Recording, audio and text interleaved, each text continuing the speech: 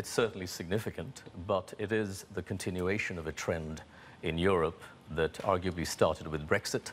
But you're seeing around the world with Italy right now and Brazil very much in focus, which is that there's been an implosion of the political middle ground and, more worryingly, a lack of credible response from the other side.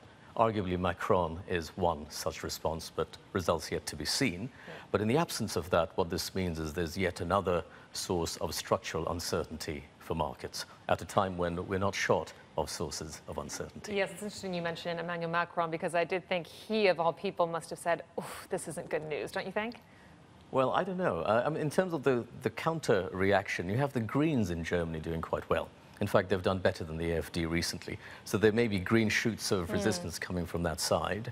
But certainly at the moment, the surge, the tide is towards the side of the populists, whether it's extreme right or extreme left. Yes, and Italy gave us an example of both of that, extreme right, extreme left.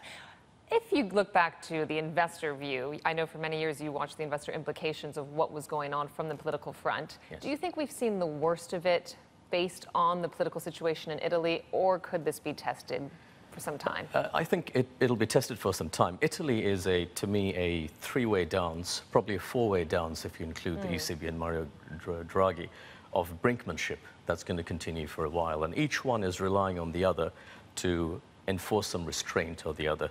So the European Commission would like the markets to put some pressure. Spreads are around 3% or so to the bonds, and they should probably stay there. I'm not expecting a blowout, but I'm not expecting anyone to kiss and make up anytime soon.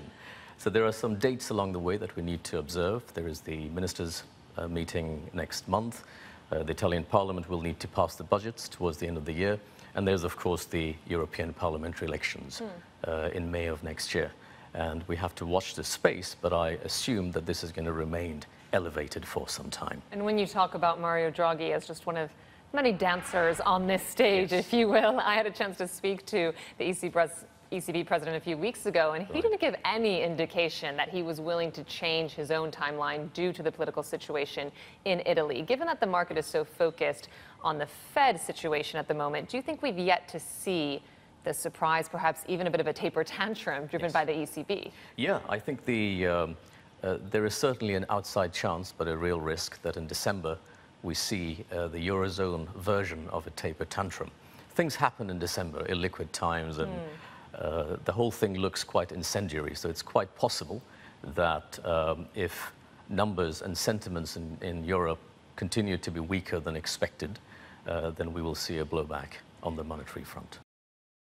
Hey everybody, it's Hadley Gamble from our new CNBC Middle East Bureau in Abu Dhabi. Thanks for stopping by. Now, to watch more, you can try one of the videos that just popped up on your screen. And don't forget to subscribe.